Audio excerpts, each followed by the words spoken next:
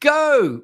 We're live. So yes, I was going to do a countdown, but I've changed my mind. It's all good. Ladies and gentlemen, min, welcome to a very, very auspicious and exciting day. They all are in the Good Listening To show clearing.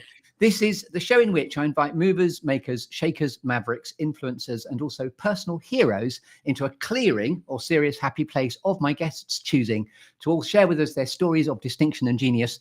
And this is the Captain Versatility Pants personified, Mr. Nicholas Collett, who's an actor, and he's an actor, director, producer, writer, a living testament to the versatility of what an actor can become using all of their transferable skills. He's also the king of one-man shows and also two-handers that I know you do as well. So you're very, very welcome, Nicholas Collett, to the Good Listening To show clearing. Thank you very much for having me, Chris. It's lovely to see you. Lovely. And that was the sound of one man clapping. No extra charge. You're welcome. But obviously there are billions watching as we broadcast live across the globe. Marvellous. Just to blow some extra happy smoke at you, we have the Bristol Old Vic Theatre School in common, in that we're both alumni, and we both left with the, I think it was the Peter Ackerman, I think you'll find, Comedy Prize. Newton Blick when I got it. Newton Blick. And I got, sorry, so go back a step. You're Newton Blick's Comedy Prize. Yes. And I'm Peter Ackerman's Comedy Prize. So same difference. It means that we're both gifted comically, shall we say? Let's hope so. Also, we did a tour together, and I know that you're on tour at the moment. We're going to talk about Ghost of a Smile that's happening in North Nibley. Indeed. I love the comedy of locations where rural touring shows go to. I once did a show probably with you in Upton-cum-Kexby. Yes. And also thanks to you, I've been to Kinlocharbevy in Scotland. Do you remember going there? I do, yes. That was back in the day when we were on tour with the Medieval Players doing a show called Courage way back when. Yes, indeed. And we saw seals in the harbour. We did, and I'm glad you remember. That's awesome. So you've been on my radar for quite some time to bring you into the clearing, because I perceive you quite rightly as being a natural born storyteller, a very gifted clown and comic actor. If you lived in Bristol, I'm sure you'd be in Instant Wit, my comedy improvisation company that I co-run with a wonderful person called Stephanie Weston. But I'm really, really excited to have you here. So first of all, how's morale and what's your story of the day, please, Nicholas Collett? The technical problems we've been having notwithstanding. Morale is good. I am currently working with my dear friend and colleague, Gavin Robertson, with my director hat on at the moment, as we push towards opening his new solo show, Is That a Whip in Your Hand? Which is, for the sake of clarity, it is a spoof of Indiana Jones, Romancing the Stone, National Treasure, any sort of big adventure movie that you can think of.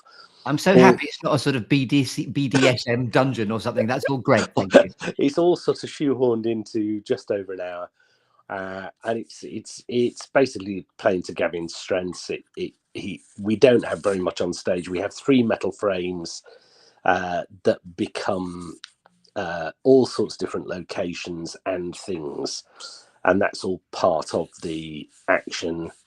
I'm sure quite a lot of your listeners, if they're of a certain age, would remember Thunderbird's FAB. I was going to mention that. I saw that at the Edinburgh Festival. I hold him and his puppeteering mime in very high regard. I thought amazing. Well, yeah, so that's the kind of the flavour of the show. So we're opening that tomorrow at the Old Laundry Theatre at Bowness on Windermere.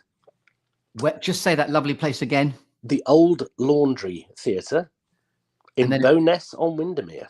Love that. That qualifies as a sort of equivalent of Upton-cum-Kexby. It's very close. So if people don't have a frame of reference, I know I've already blown some happy smoke at you, but what's your favourite way of avoiding or answering the question when someone says, "Oh, hello, what do you do?" So how would you describe yourself, Nicholas? I guess I always say I'm an actor, because principally that's what I do. But as you mentioned, I do other stuff as well. So I do produce, I do direct, and I do write. And sometimes I do one of them and sometimes I do all of them. And Waiting for Hamlet is a lovely title of one of your shows, and that's an informal audience with Shakespeare in the pub, which I think is just such a lovely premise. These are two separate things. Ah, Waiting for Hamlet is a play that I do with my dear friend Tim Marriott. uh-huh. But the show that I do about Will in the pub is called Your Bard. Ah, I love that. That's pub landlord right there. Your bard. I see what you're doing there. So so that's a show that I wrote in 2016. Yeah. So it's some time ago now. But that was kind of like a really lucky break. Gavin and I were offered a place on a writing retreat in Florida. So we went off to Seaside in Florida, which is sort of at the top of the Panhandle, nestled between Panama City and Destin. For reference, it's where they shot The Truman Show with Jim Carrey. Yes, yes. So we were there for 4 weeks, and our brief was basically write something. And I had wanted to write a piece about Shakespeare for some time. And my wife Lorraine came up with the title. So once I had that and the context of it being in a pub, I was kind of off and away. So I wanted to write something where Shakespeare kind of says, actually, as for all these conspiracy theories, no, I actually did write them. Yes, to get rid of all that conspiracy theory nonsense. It was me. I did. It was me. So and he plays some of his greatest hits. There's quite a lot in there about his family, about Hamlet particularly, and about touring. And of course, touring is very much an analog art form and hasn't really changed in, I don't know, however long people have been touring. Yes. Certainly during Shakespeare's time. You say you're going to do a play, you turn up at the venue at the time that you said you were going to do it, and you do it. And that's so relatable. The Upton cum Kexbys of the world. It's like you turn up to a dark space and then a light goes on, and like moths to a flame, people arrive. I mean, even in Con like a Bevy, we were riffing back in there that, there'd be a couple of sheep and a stoat watching, but about sort of 50 or 60 people turn up from all parts of the darkness. They do. Fantastic. They do. It's it is an amazing experience. And for any performers who haven't done any rural touring, I heartily recommend that you do. Yeah. And if I may, it makes you an even more quintessential sort of touring minstrel, because you're turning up with really versatile stuff. I mean, your one-man show, two-man show canon is pretty extraordinary. You're doing one called Spitfire Solo, which you've reintroduced to your canon recently, haven't you? Yes. Spitfire's doing some stuff. Hopefully doing some more dates next year. And which is the show, sorry to interrupt you, has the poignancy with your dad involved as well? Well, no, Metal is the show that I've just started doing. Yeah. And Metal is about my dad's service on the Atlantic convoys. So, like a lot of people, my dad didn't really talk about his service. There were some photographs around the house. On my parents' golden wedding anniversary, my sister and I turned up to surprise them. And we had a boozy lunch. And then my dad took me into the dining room at the back of the house, told me to sit down. I've got some things to tell you. So I'm sure a lot of people would react in the same way that I did, which is, what on earth is going on here? And he opened up and he told me some stories about his time in the Navy. And some of it was very funny and some of it was heartbreaking. But I kind of banked the stories. We didn't talk about it much after that.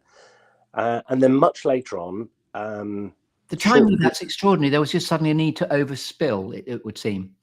Just to sort of let me know. And years later, when I spoke to a couple of guys who've also been in the Navy, about why he did that. One of them told me that he thought my dad was giving me permission, which I found really interesting. And in fact, I hadn't really entertained any thought of stuff. Obviously, I'd banked the stories in the back of my mind. But when my dad died in 2018 and my sister got his service records, I thought I could write something which would be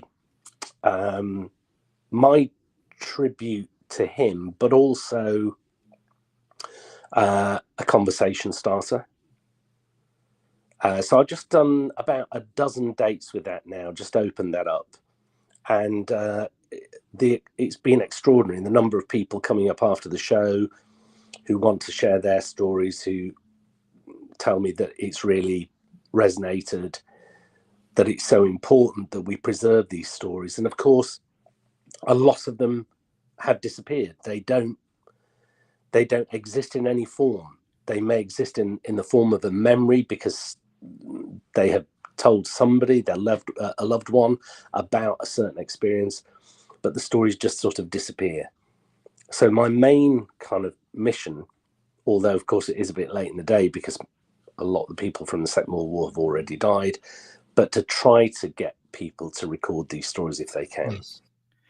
There's two things that I'd like to talk to you about that. The idea of metal as a title. Is that test of your metal in terms of mental health and resilience, or is it the clanging ships of the metal infrastructure of the Navy? Well, it's sort of meant to be a little sort of reference to both. The title is metal as in your as in clang, or your strength of character.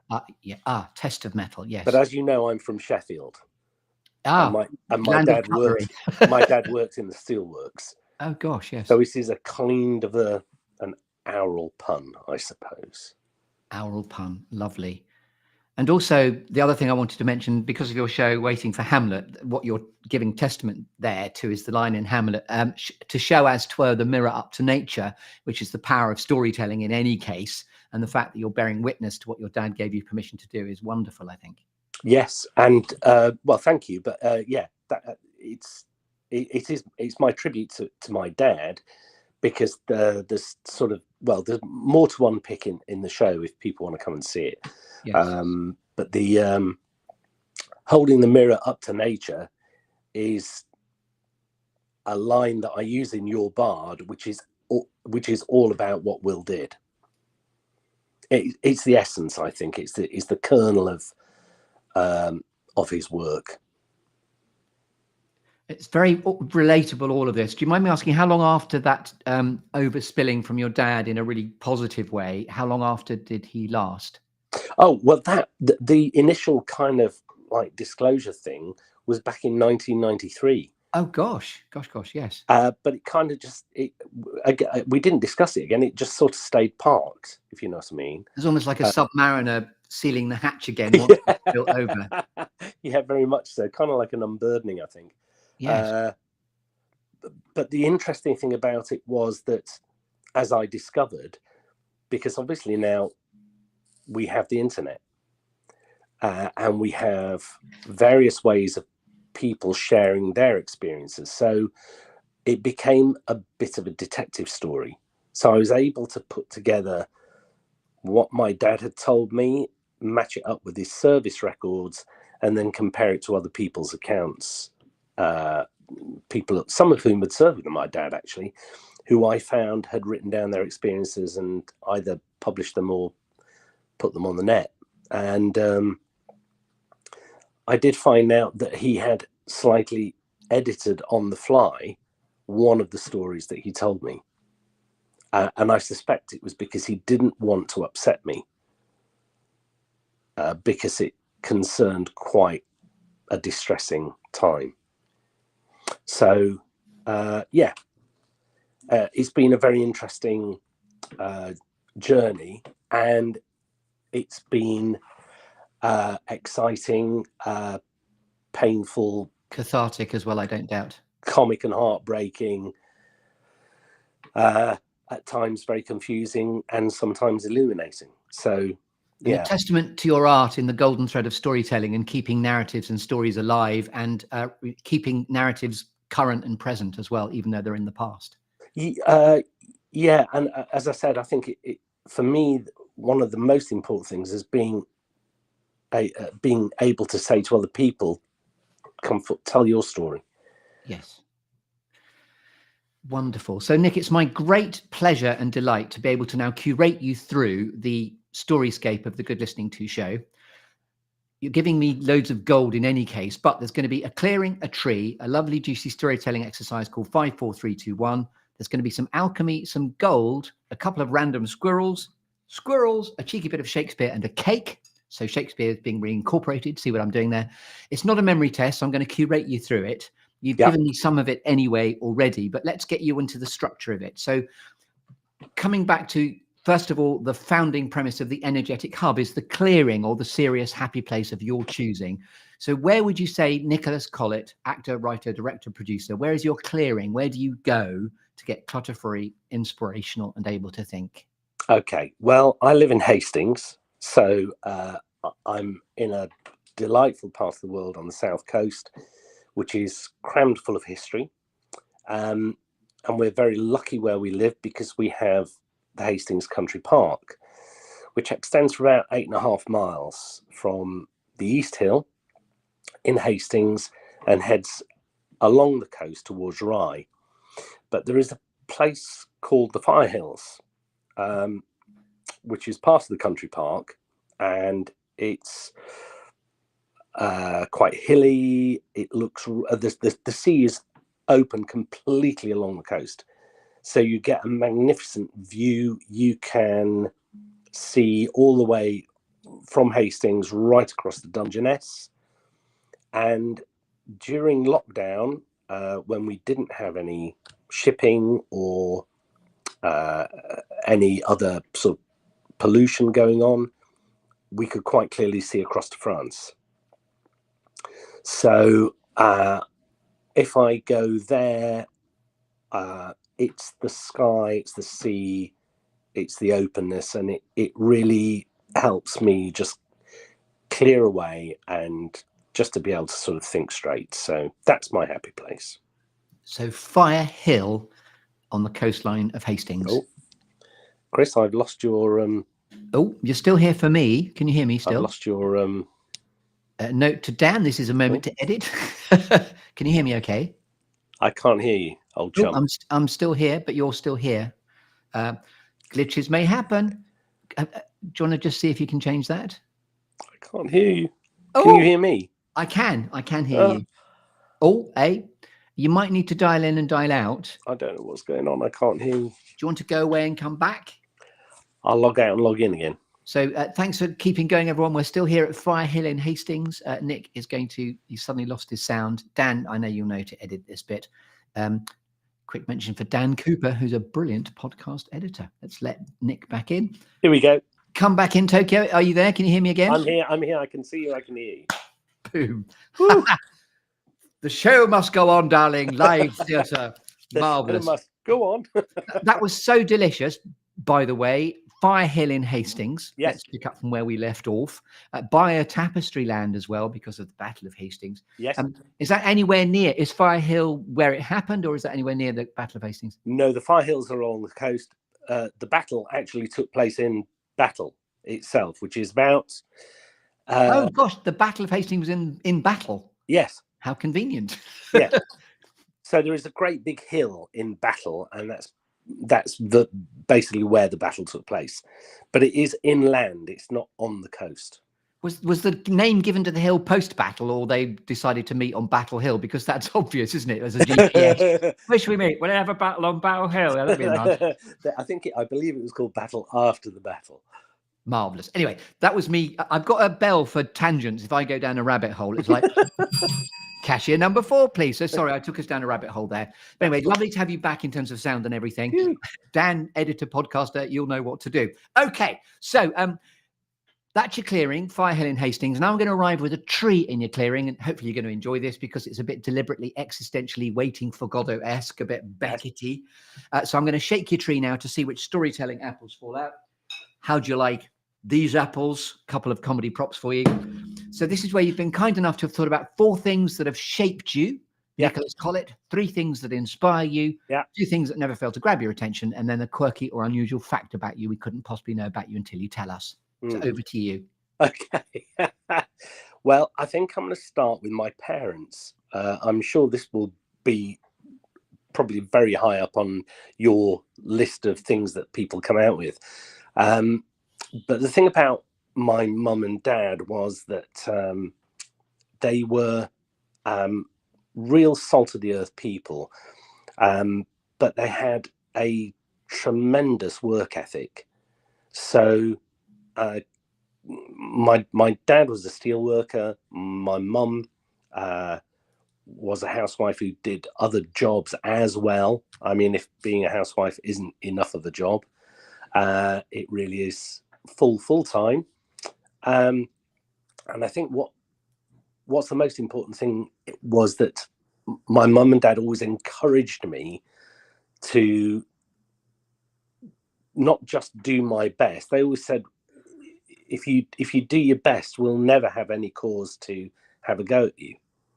But they really encouraged me to do what I wanted to do. So when I was about, I don't know, well, I did plays at junior school, and my mum saw something there. When I was about 11, my dad actually saw an article in the Sheffield Star, and it was the local amateur operatic society who were looking for chorus for Oliver. And this was the other side of Sheffield. So my dad drove me there. I went in, did the audition. He drove me home, and I got offered the Artful Dodger. I knew you were going to say that. How extraordinary! Yet that makes sense in terms of casting.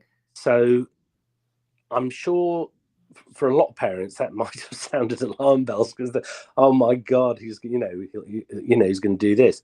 But my mum and dad were really quite focused and just told me to do my O levels, do my A levels, do the best that you can, and then I got the chance to go to university. So I went to university first, and then when I came out of, that was Birmingham, wasn't it? That's right. And then when I was coming out of university, I got offered a place at Bristol, but I got offered the 2-year course and not the postgrad. So all of a sudden I had to find kind of like another year's fees, and another way of keeping myself alive for another year.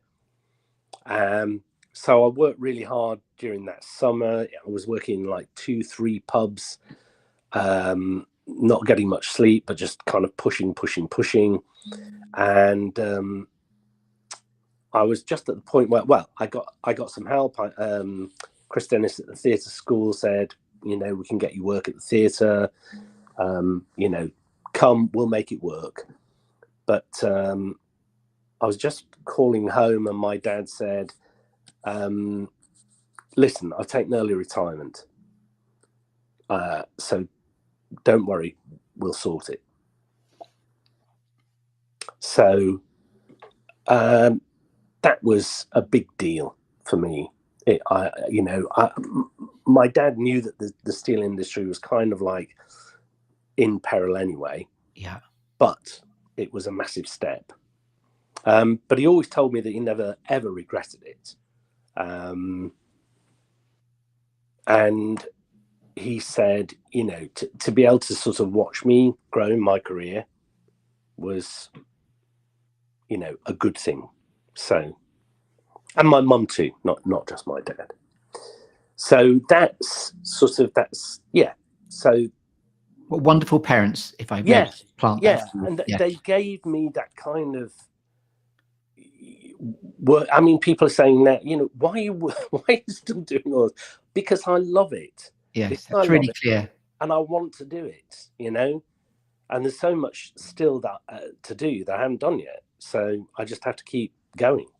And keep on keeping on, because you're keeping going with a wonderful canon of really important stuff. So this is great. Love that. And also, is your mum still with us? No. My mum died in 2007. Dad died in 2018. Bless them. Yeah.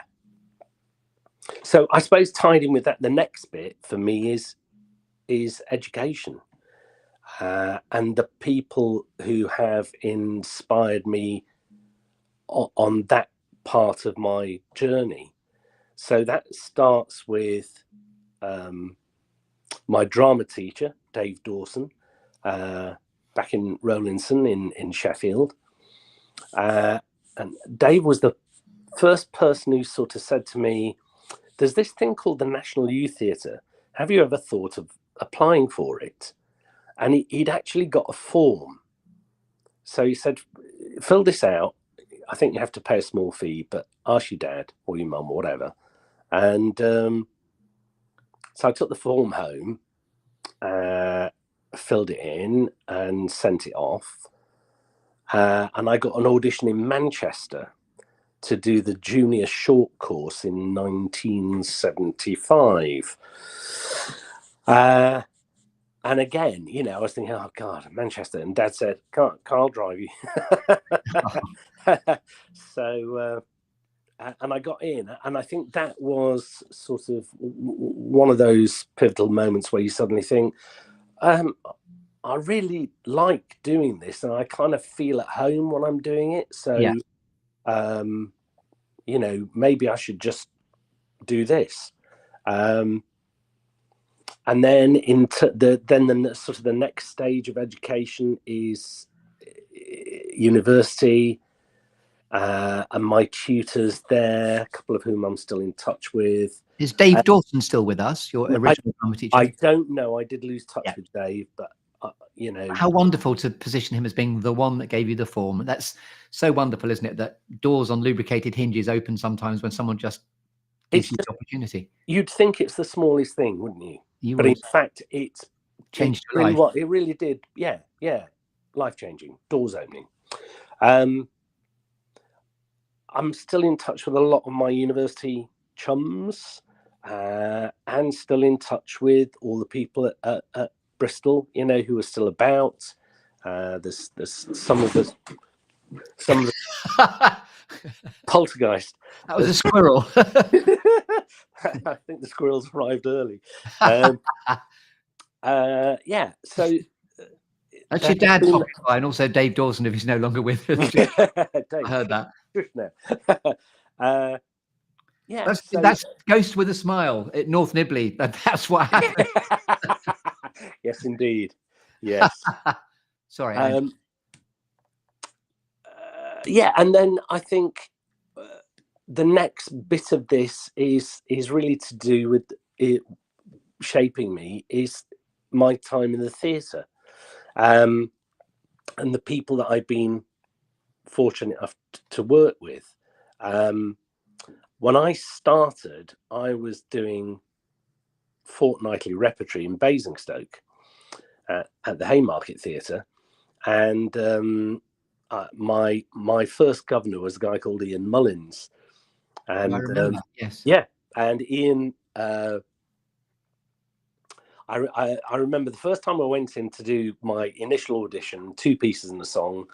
You know the drill.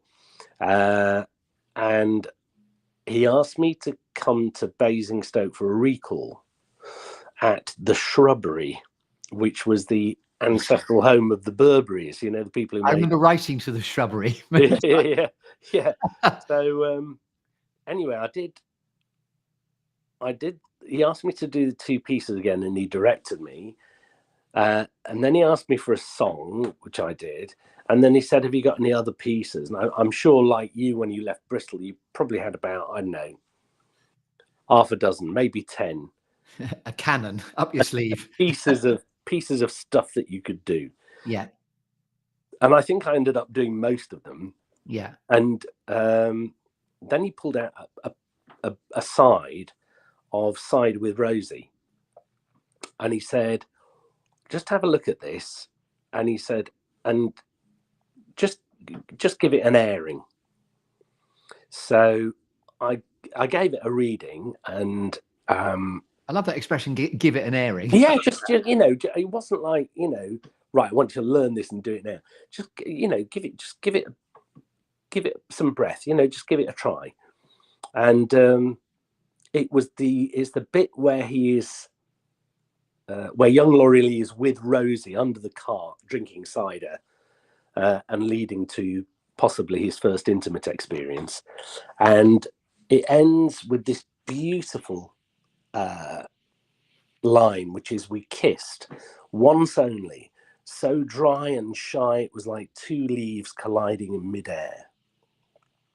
Cider with Rosie by Laurie Lee. How beautiful. Yeah, and that was my first pro job. I was playing young Laurie Lee in Cider with Rosie, and when I got the job offer officially through my agent, I then got a phone call from Ian to say, by the way, can you play the violin?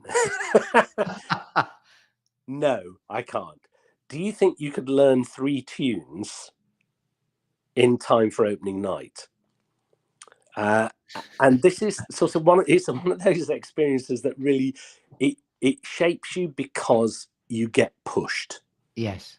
So I got assigned a violin teacher, a lady called Judith, who I saw a couple of years ago actually, and she basically said, right, well, normally it takes about 2 years to do this, but we'll work with 3 weeks. Let's give it a shot. We open in 3 weeks. So what can you do? Yeah, exactly. Tell me something really shocking. And I had a go. I had a good go at it, and some nights it might be a bit creaky, but some nights it was not too bad, passable. But I do remember. By the way, your "Tell Me Something Shocking" is a John Gielgud story, isn't it? Yes, it is. Yeah. It might be worth just positioning that. Do you want to tell us that story, because that is funny? I think it's Gielgud, and they're doing Oedipus at the Old Vic, and yeah, he's kind of like, he's a very bold young director, and Gielgud is quite an experienced old hand, and they're running a scene, and he comes to the front. He said, "This is really boring. Come on, dig down. Tell me something really shocking." And Gielgud just stepped forward and said, "We open in 2 weeks." Lovely. That's enough shock to, and actors thrive on deadlines. That's great. Sorry, that was a rabbit hole number 2, please. Let's just keep down that rabbit hole just for 1 second. Sure. The adjunct to that story is when he wanted Jocasta to impale herself on this plinth, and Gielgud was at the back and just said, "Which plinth? Prince Philip or Prince Charles?" Thank you for staying in that rabbit hole. Right. Out that rabbit hole now, come on. I heard the version of it where John Gielgud was slightly irked or pissed off with the fact that they were fanning around doing lots of theatre games when he just wanted to get on with the play. Yeah, anyway, absolutely. yes. Yeah. Sure. So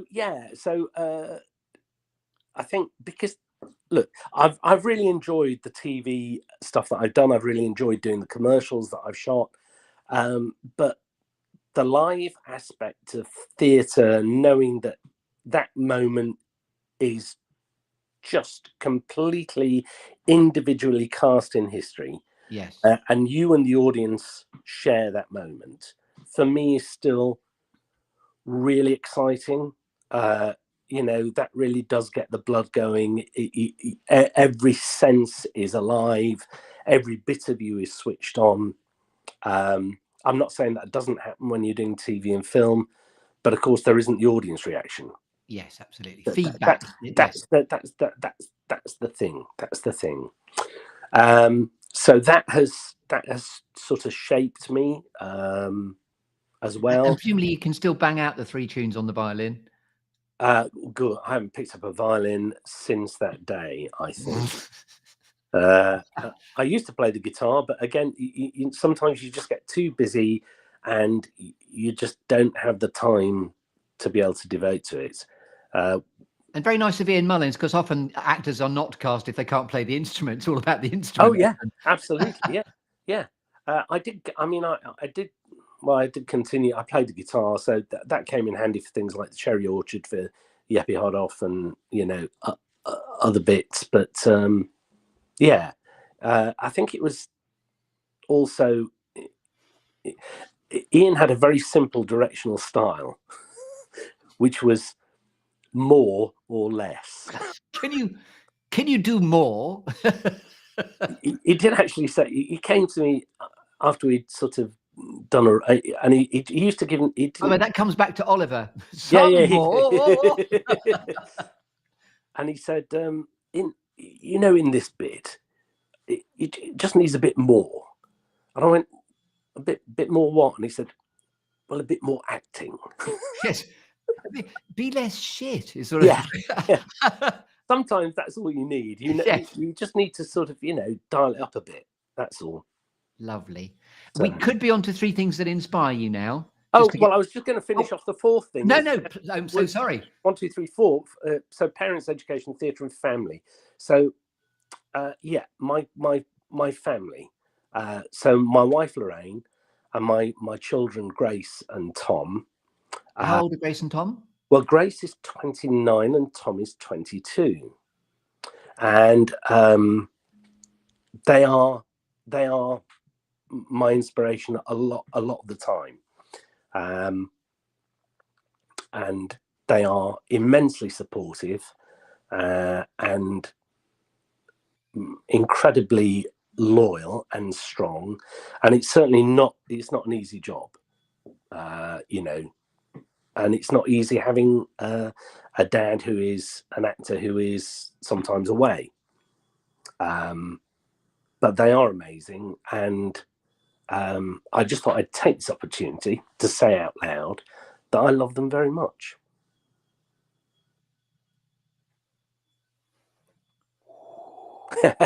Lovely. And have they gone into the creative arts themselves? Grace is currently in Edinburgh. She did an acting degree at Falmouth. So she's sort of, she's performing, she's doing stuff. Tom is currently at the University of Kent in Canterbury studying history.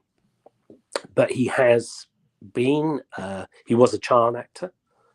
So he did some TV and stuff. And my darling wife, we met at the Royal Shakespeare Company when she was a wiggy in the wig room.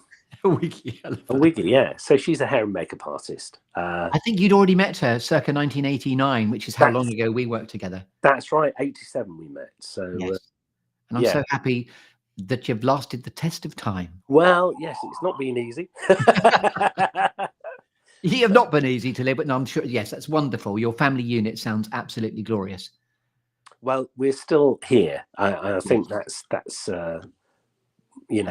one of the best things you can say, really. Lovely.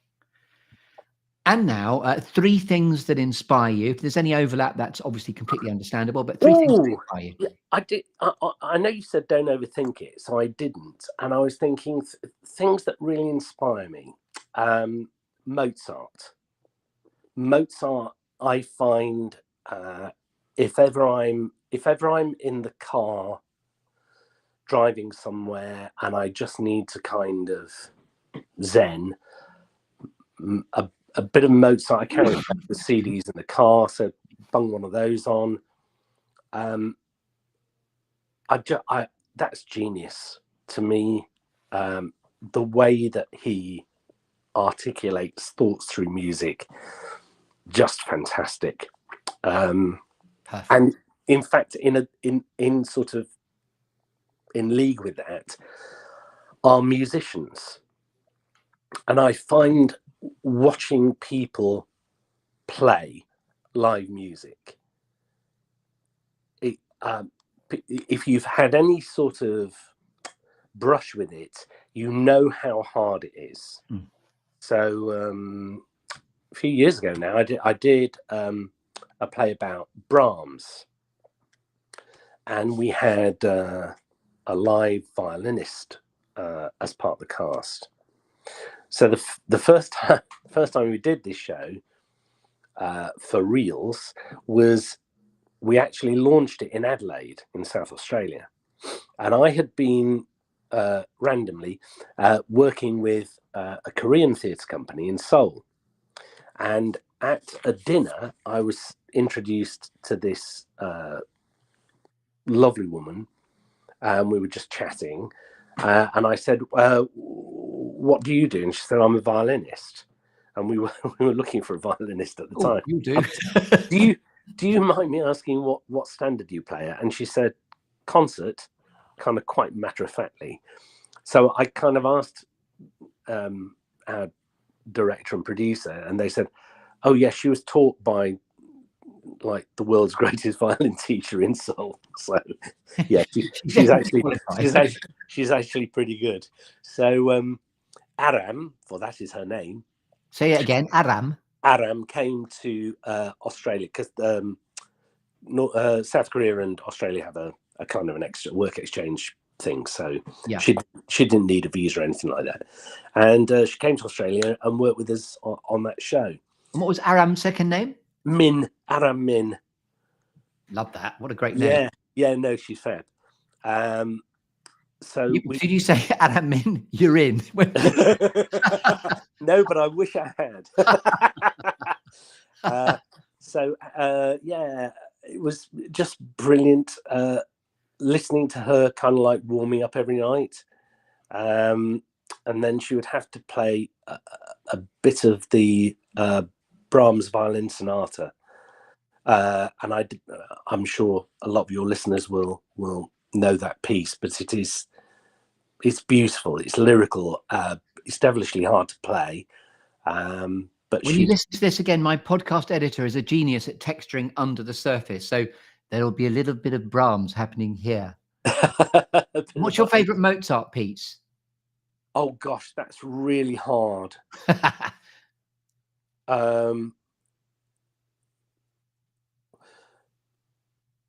There is the Serenade for flute and wind instruments. It's castanets. It's the piece in the piece that's played in Amadeus, where Salieri describes it being like it opens like a rusty squeeze box, and then there is this oboe that comes over the top, which is he just said it sort of, it sails over the top of this, and it's just completely sort of, I love it when an oboe sails over the top, don't you? Yeah. Indeed. So we'll see if we can get in a bit of texture and a bit of Brahms and a bit of Mozart. How cultural. Lovely. And the other inspiring thing, look, we live in a world of inspiring people, and watching other people work is often inspiring. But I thought I would bung in athletes because when I was younger, I used to run, and I kind of ran distance. I used to run half marathons and stuff for charity, and that's a very freeing thing. But when you watch athletes at top level, the discipline and the amount of work they do and the headspace that they have to be in to deliver a world-class performance, I just find completely extraordinary. So yeah, lovely three inspirers. And now the squirrels. Two things. Squirrels borrow from the film Up, where the dog goes, squirrels. What are your monsters of distraction? What are your squirrels? You're allowed two squirrels, please. Two squirrels. All right, I love good news stories, and you don't see many of them about, but when you do see them, I kind of go, brilliant. That we should be having more of that. I've often thought we should have a good news channel rather than just a news channel. Why don't we just have a good news channel where we feature brilliant stories where people have done something fantastic and celebrate it? There's a lovely idea in that. I love that. Beautiful. What's it? Yeah, okay, all right. Listen, I'm a Sheffield Wednesday fan. That's my particular cross that I I have. saw Sheffield United, which I know is not the same, but 2 nights ago with Bristol City. So Yes, of course. But I thought of you because I remember Sheffield, but I thought, I think it's Wednesday. And It Nicholas, is Wednesday. It is Wednesday.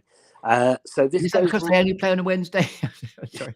well, No. yes, because originally it was the half day, so that was the time when they were able to I play wondered. together. Yes. Yes. So yeah, so that is if my team win, or if there's anything about Wednesday in the news or whatever, it is a bit. What was that? I love that. So your squirrels are related. It's good news and Sheffield Wednesday winning. Yes, sort of. Although that doesn't often intertwine at the moment. Yes, the legacy of sports fandom. Yeah, Yes. yeah, and it's. I mean, I've never been able to understand the people who can switch allegiance.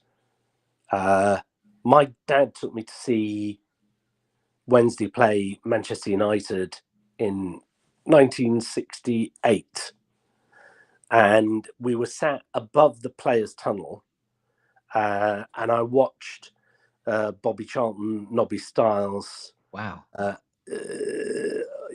Dennis Law, George Best, all kind of trot out. We beat them 5-4, and how could I ever support another team apart from Wednesday? Especially when it's in your family. Yeah. So, Whereas yeah. your dad abandoned shit and went to Man United, did he? No. My dad was always. I mean, we've had a rough time of it since we got relegated from the Premiership in '99. But I still, if time allows on tour, sometimes I have been able to get to see a game, and there is a lovely sort of connection of, that's my team for better or worse, Yes, lovely. Anchor point for you all your life. And I love the fact you saw back in the day the Man United super squad. Fantastic. Yeah. Sorry, and the Sheffield was an Wednesday super extraordinary squad, I day. should have said, because they beat them 5-4. Yeah, it was a fantastic day. My dad and I walked back from the ground back into town, and we were being jostled. We were in a mad crowd and all that. And my dad didn't. He was sort of holding my hand to make sure I didn't get lost. And we got back, and I think it must have probably been about a mile, maybe a bit more than that, to get back into town. But it was like walking on air, Yes. Glorious. Great squirrels that are related. I love that. And now a quirky or unusual fact now is what the one stands for. A quirky or unusual fact about you, Nicholas Collett, we couldn't know until you tell us. Okay. Well, some people will know this. Here's a quirky one for you. I kissed Jeff Goldblum. We've all done. No, we haven't all done it. That was a lie. So just unpack that. Well, I did a commercial for. It won an award. It was called Laptop or something, wasn't it? Yes, that's right. Yes. The Currys. And the premise of this is that people giving each other terrible presents for Christmas, and Jeff Goldblum comes in and uses acting to get around these awkward moments. So I knew when I got the job that part of the script was that he takes on the character of my wife and pretends to sort of like this horrendous present that I've given her, which instead of a laptop is actually a jigsaw puzzle of baked beans. And he swaps glasses with her and thus swaps persona and basically then says, how did you know? What a sensitive and lovely gift, and thank you, and I love you. And I just pile in and snog him. Is he a good kisser? But the director, a guy called David Shane, very mischievous, basically just said, kiss him twice, because he won't expect that. So I did. And it really just was a one take. You couldn't replicate it, and that's the one they use in the ad. But as Jeff pulls away, he looked at me as if to say, I don't know whether to beat you or laugh. A perfect moment of spontaneity, if I may say. Yeah. Yeah. So there's the quirky for you. Great. We have shaken your tree. Yeah. And now we're going to talk about alchemy and gold. When you're at purpose and in flow, Nicholas Collett, what are you absolutely happiest doing and what you're here to reveal to the world? Yeah. Well, doing it basically. When I've just opened metal, which is kind of like an extra layer to the stuff that I normally do, because it is quite personal in places. And my brother, who kind of is in the show a little bit, my brother died in August. Oh, gosh, blimey. And so when I was opening the show in September, that grief was still real. Wow. So I really had to kind of use every ounce of technique, Ducky, as we know, little reference to Rudy Shelley, and really fully concentrate on delivering the performance. And I'm so sorry about your brother, blimey. No, look, you know, life is what it is. It's just one of those things. If anything, it just made me concentrate even more on making sure that I didn't muff it. So yeah. And now, so that's when I'm sort of in. Yes, in flow. In flow, yeah. And now I'm going to award you with a cake, Nicholas Collett. So do you like cake, first of all? I love cake. I love cake in all its many and varied forms. I'm so sorry this is a virtual cake, but when we next meet, which I want to make a point of doing, I want to give you a cake. So what cake would you like, please? I'd like a Victoria sponge, please. A Victoria sponge is yours. Now you get to put a cherry on the cake with stuff like, what's a favorite inspirational quote that's always given you succor and pulled you towards your future? Okay. Well, one inspirational thing that I really like is Amelia Earhart's quote, "The best way to do it is to do it." Perfect. Amelia Earhart, who went missing, but the only way to do it is to do it. She was the first. She flew across the Atlantic, didn't she? I remember, or allegedly. Quite extraordinary woman. Quite. Yes. Founded the 99, which was a group of inspirational women with the aim of inspiring young women to do what they wanted to do. Say the title of that again. I heard the 99, but 99, yeah. So yeah, it's basically inspiring young women. A group of 99 women, female achievers who were banded together to inspire young women to do what they wanted to do.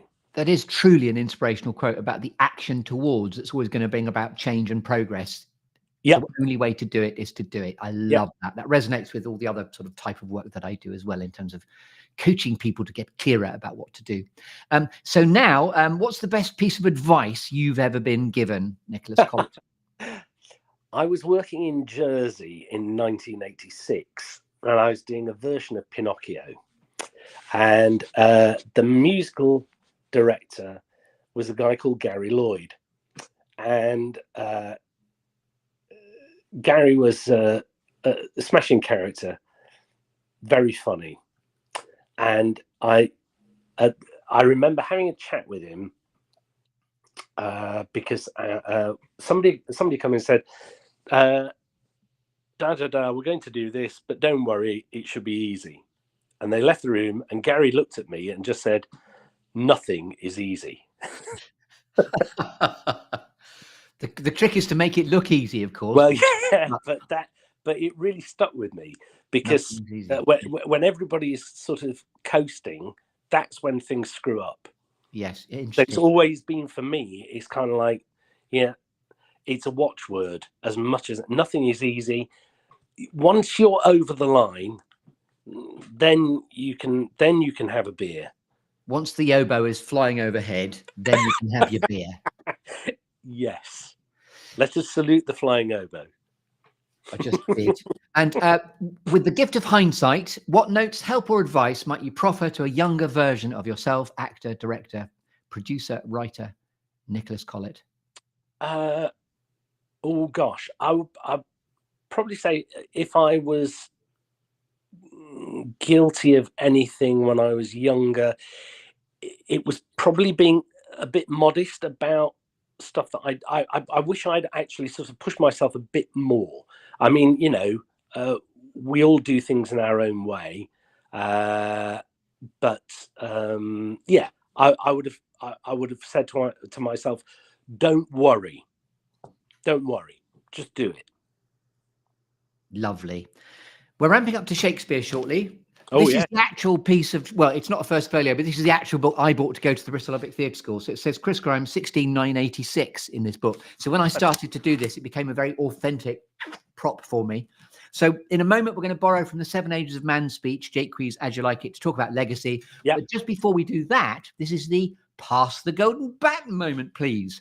So now you've experienced this from within, who would you most like to pass the golden baton along to in order to keep the golden thread of the storytelling going? Well, I'm going to pass it to my friend and colleague, Gavin Robertson. How wonderful. Gavin and I met in 2007 when he was recently arrived and in Eastbourne, and we ended up working on something together, and we became friends and we've worked together a lot. And I think it would be very interesting to hear Gavin's responses to these things. So, and he's recently recovered from something too. You mentioned that the show must go on. He had something happen to him, didn't he? I remember. Just a little sort of life hiccup, but nothing serious. A hiccup, yes. Yeah. So, but yes, he's yeah. I think it'd be really good for your listeners to hear Gav's story, because it's thank you. It's very interesting. Your mission, should you choose to accept it, is to furnish me with a warm introduction and warn him that I'm coming for him. That's lovely. I will. I'll do that very thing. And now, inspired by Shakespeare, all the world's stage and all the better Billy players. How, when all is said and done, Nicholas Collett, would you most like to be remembered? Well, I've always thought that if you are sort of remembered with some affection by your peers, that's the most important thing, to have been able to do a good job. I think that's as much as any of us could hope for, really, in this business of ours. Everything's so ephemeral and just disappears. That night in the theatre, that was that moment in time, just then. You can't really capture it. You can't really film it. You had to be there. And if I've, made somebody laugh or made them think or give them an enjoyable evening, then great. I love that. He did a good job. And that, I don't doubt that legacy in terms of your family and being a dad and being a partner and all that, and your work, that legacy is secure, Nicholas Collett. That's really clear. There's lovely seismic depth to the quality of you keeping on, keeping going by keeping on, if you know what I mean. Still so much to do. Yes, there's still shit to do. And now this is a lovely new thing, which is called Show Me Your QR Code, Please. So here we go. We've just got to quickly mention, this is your website, Nicholas Collett, actor, writer, director, producer. So if you scan on that QR code, you might be having trouble with your security certificate, which I tried to tell you yesterday. I know. I've got to get that sorted, but you should be able to get to it. It's a lovely website and a testament to your wonderful versatility. And then here comes another QR code. This QR code going in 5, 4, 3, 2, 1. Here comes another one.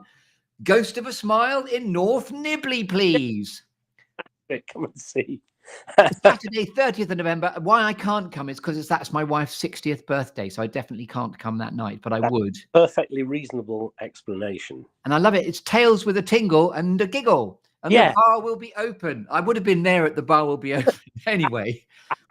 You had me at the bar.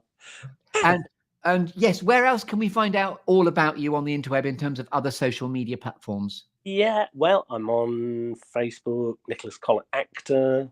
On Twitter, it's Nicholas Collett Productions.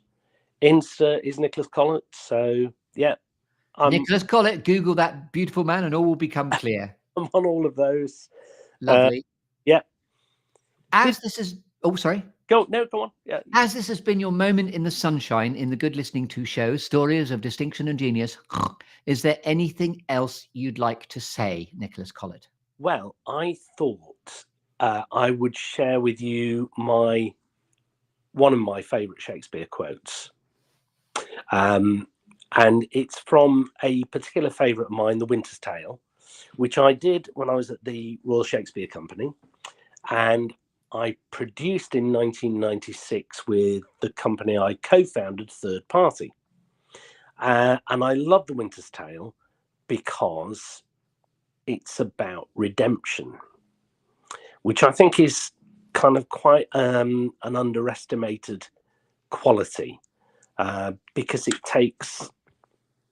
takes a lot for forgiveness and to be able to move forward. And The Winter's Tale is quite a hard story. It shakes the foundations a bit. But at the end, there is a lovely moment where Paulina is revealing that the statue, supposedly, of Leontes' wife is actually her in real life. Leontes basically says, what do I need to do for this miracle to happen? And Paulina says, it is required you do awake your faith. And there is something about that act of faith, and it's not necessarily in a religious context. It's about taking that first step. It's about holding the hand out, making the connection. And I really like that. And just say it one more time with a deliberate act of reincorporation. It is required you do awake your faith. Ladies and gentlemen, you've been listening to the absolute delight that is Nicholas Collett, actor, writer, director, producer. Just a quick plug. If you'd like to be in the show too and you'd like a conversation about doing that, have a look at the Good Listening To show website in my own Show Me Your QR Code section, please. So if you scan this little monkey, that'll take you straight to the goodlisteningtoshow.com website. And if you're in the show, you're also featured on my show on UK Health Radio, whereby you'll get an audience reach of about 54 countries and 1.4 million listeners and growing. It's all very exciting. Hence, be in the show, tell your story, amplify your brand. You're already watching here on LinkedIn, but don't forget, if you'd like to connect with me on LinkedIn, there it is again. There's another QR code. Connect with me on LinkedIn, please.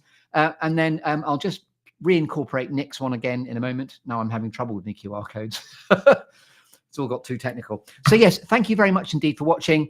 Just to double check, is there anything else you'd like to say now, Nick? No, just thank you so much for having me on, Chris. It's been an absolute delight.